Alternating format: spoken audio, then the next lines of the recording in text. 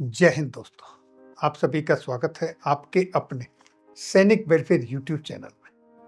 दोस्तों, 8वें वेतन आयोग के टर्म्स ऑफ रेफरेंस यानी सरकार की तरफ से टीओआर जारी कर दिए गए हैं और उसमें एक लाइन लिखी है और वो लाइन देखिए आपके सामने, the unfunded cost of non contributory pension scheme. इस लाइन को भारत सरकार ने टीओआर में इस बार सम्मिलित किया है। इसका मतलब ये है कि सरकार ये कह रही है कि जो पेंशन सिस्टम है भारत के अंदर वो नॉन फंडेड है, वो नॉन कंट्रीब्यूटरी है। तो अब सवाल ये उठता है कि भारत के अंदर जो पेंशन सिस्टम है वो वाकई अनफंडेड है? नहीं, भारत सरकार के पास पेंशन फंड में 10 लाख करोड़ से भी ज्यादा कोष जमा है, धनराशि जमा है। और वो जो 10 लाख करोड़ की धनराशि है वो पेंशन दायित्वों के लिए ही जमा है। तो फिर ये शब्दावली क्यों? क्वेश्चन ये उठता है कि फिर ये शब्दावली क्यों?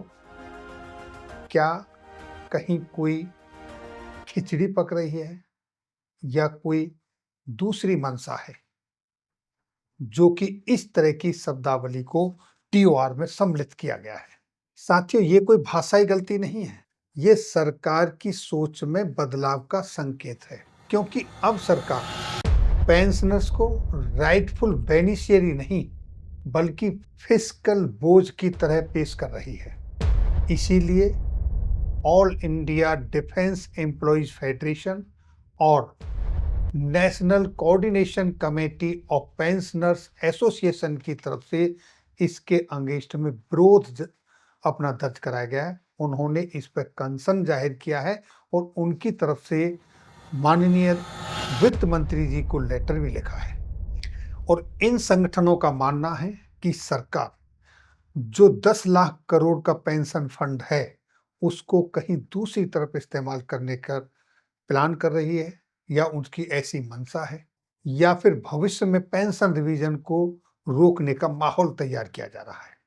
और साथियों, अगर ऐसा हुआ तो ये न सिर्फ नैतिक विश्वासघात होगा बल्कि ये अनुच्छेद 14 समानता के अधिकार का भी उल्लंघन होगा। दोस्तों, 1983 में सुप्रीम कोर्ट की तरफ से एक ऐतिहासिक फैसला दिया गया था पेंशन पर, और वो केस था डीएस नकारा वर्सेस यूनियन ऑफ इंडिया। उसमें स्पष्ट कहा गया था, pension is not a bounty, it is a right earn for past service. और जब वेतन संरचना बदलेगी तो पेंशन भी संशोधित होनी चाहिए।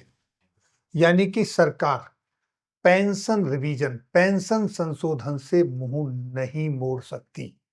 और जब कोर्ट का ऐसा आदेश है, सरकार पेंशन रिवीजन से मुंह नहीं मोड़ सकती और टीओआर में अगर ये शब्दावली बनी रही, जैसा कि मैंने अभी यहाँ आपको दिखाया, ये शब्दावली बनी रही, तो फिर ये उस फैसले को तोड़ने के बराबर होगी। यानी कि सुप्रीम कोर्ट का वो फैसला सीधे सीधे तोड़ा जाएगा। साथियों, इसको लेकर एक और चिंता जब बढ़ जाती है जब आपने देखा होगा फाइनेंस बिल 2025 जो आया था और वो बैक डेट 1972 से लागू किया गया है।